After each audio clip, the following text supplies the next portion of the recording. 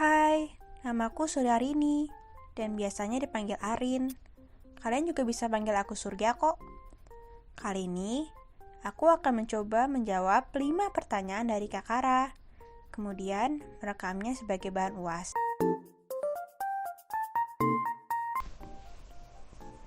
Jadi tuh, kelas ini diisi oleh banyak sekali materi yang akan panjang jika aku jelaskan satu persatu.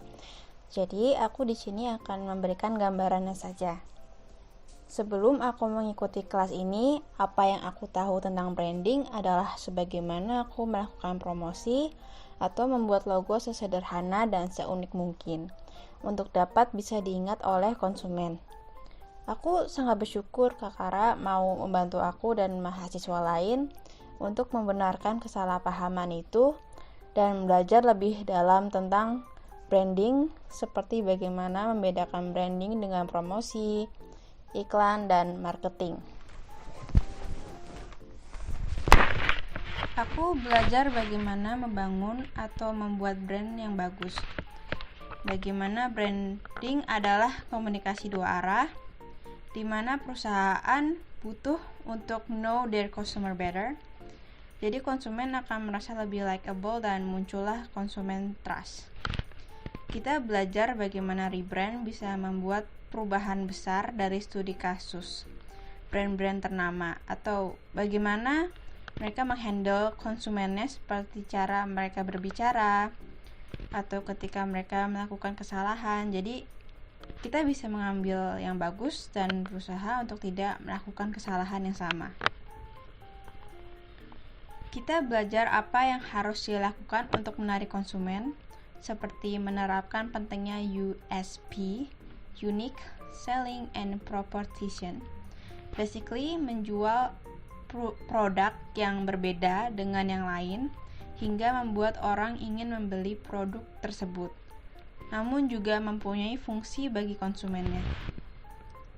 Maksudnya, kita membuat produk yang baru namun tidak terbang terlalu jauh. Semisal, tren sekarang adalah makanan Jepang. Jadi, daripada kita menjual masakan khas Kutub Utara yang benar-benar asing di lidah masyarakat Indonesia, kita menjual kue cubit green tea. Pada dasarnya, apa yang aku tangkap adalah kita menggabungkan hal apa yang sedang tren dan menggabungkannya dengan sesuatu yang sudah familiar di tengah masyarakat. Kita belajar bagaimana kita bisa menyesuaikan apa yang sedang tren dengan brand kita. Seakan kita berkembang bersama-sama dengan kalangan masyarakat, namun masih memegang teguh identitas diri. Mudahnya, seperti kita melakukan kontak langsung dengan konsumen lewat media sosial.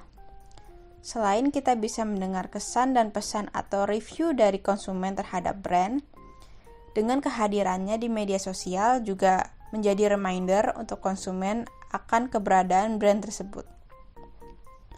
Di sini kita juga belajar pentingnya pemilihan warna dan kepribadian pada brand.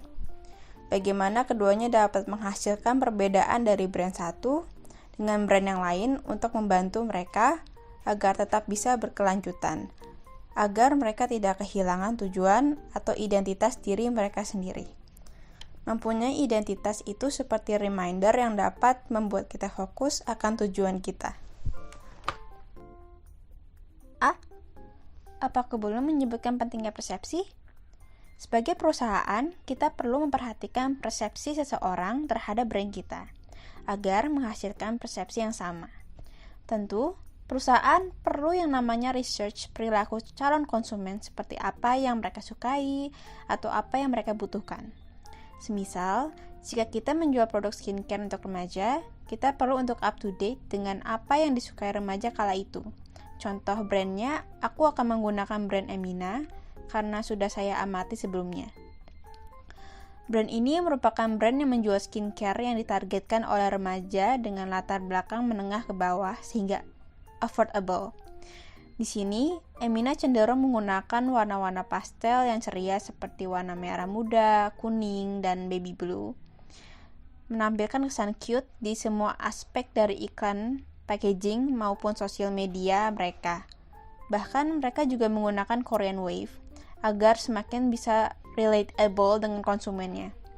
Brand Emina juga memanfaatkan promosi mouth to mouth, di mana mereka membuat banyak event atau melakukan endorsement untuk membuat orang yang bersangkutan mereviewnya, lalu memberitahu ke orang sekitarnya jika produk Emina adalah produk yang bagus sehingga terdapat trust di sana. Di sini aku ingin menekankan sebagus apapun produk yang dijual oleh brand, jika persepsinya buruk, maka orang-orang otomatis juga menganggap produk itu jelek. Ada kasus lain seperti brand yang menjual produk murah namun menampilkannya dengan tampilan mahal, jadi bisa membuat takut target pasar mereka, dan begitu pun sebaliknya. Kita perlu berteman dengan konsumen agar ketika mereka disodorkan berbagai produk yang sama, mereka tetap membeli produk dari kita, atau lebih tepatnya membuat konsumen merasa butuh untuk memilih kita.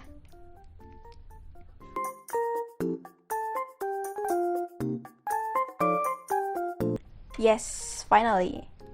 Aku sangat suka untuk belajar 16 archetype. Mungkin karena materinya terdengar personal sehingga terlihat menarik untuk aku pelajari. Maksudku, setiap brand pasti mempunyai kepribadian dominan yang berbeda-beda. Dan mereka punya caranya masing-masing untuk membuat konsumen dapat berpikir mereka mempunyai image tertentu.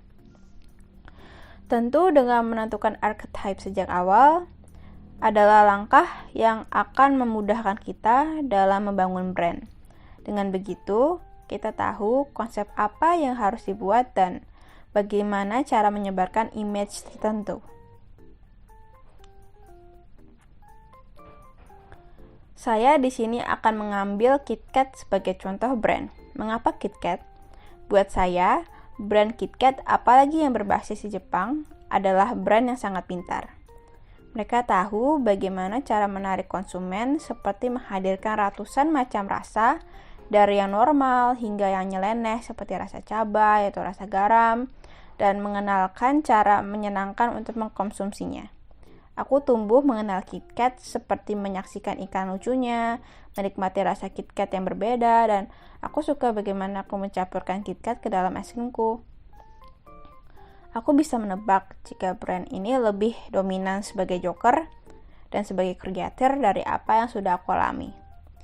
KitKat pada dasarnya adalah permen coklat biasa dengan wafer, a simple and universal sweets yang bisa difusion dengan makanan manis lainnya seperti martabak, es krim, brownies, you name it. Sehingga orang tidak bosan untuk mengkonsumsinya.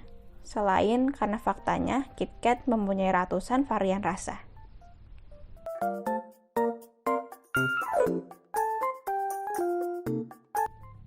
Secara pribadi, aku tuh kesusahan ketika harus mereview diri sendiri untuk personal branding. Sepertinya lebih mudah bagi aku untuk menganalisa puluhan brand lain karena aku tuh terbiasa untuk mengamati apa yang terjadi di sekitarku. Tapi sebagai manusia, kita berprogres lebih maju dan dengan adanya kelas ini juga menjadi patokan karena mana saya harus pergi habis ini. So, I'm really thankful for that.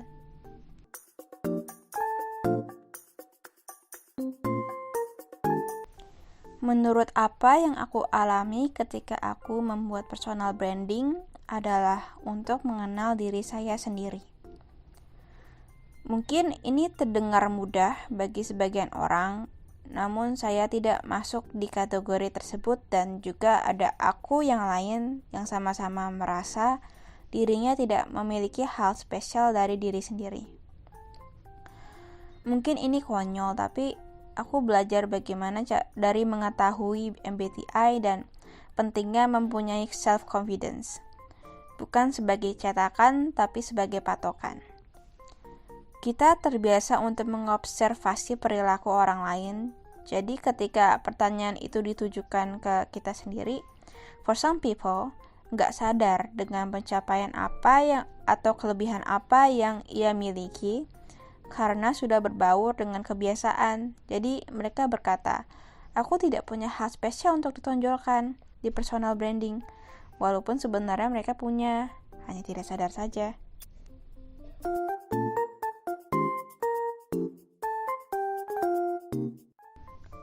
Untuk aku, branding pada dasarnya bagaimana suara kita bisa didengar oleh orang lain. Bagaimana orang bisa mengenal kita. Branding juga bukan hanya tentang apa mau perusahaan, namun apa yang perusahaan inginkan ada di pikiran orang-orang.